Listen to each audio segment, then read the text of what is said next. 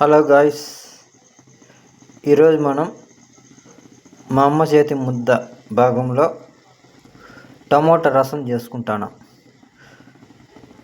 ఒక 6 పెద్ద సైజు టమోటాలు తీసుకొని బాగా తరిగి టమోటా గుజ్జు వచ్చేదానికి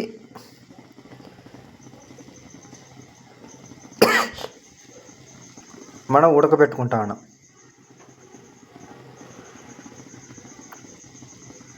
ఇట్లా ఉడకబెడితే గుజ్జు బాగా వస్తుందంట. ఓకే ఫ్రెండ్స్, చూడండి ఫ్రెండ్స్, బాగా ఉడికిపోయింది. దీన్ని ఇప్పుడు ఒక మ్యాషర్ సహాయంతో మ్యాక్స్ చేసుకోవాలి. అబ్రకదబ్రా అబ్రకదబ్రా ఓం పట్ స్వాహా టట్టడాయ్. చూడండి ఫ్రెండ్స్, మన టమోటా రసానికి కావాల్సిన టమోటా గుజ్జు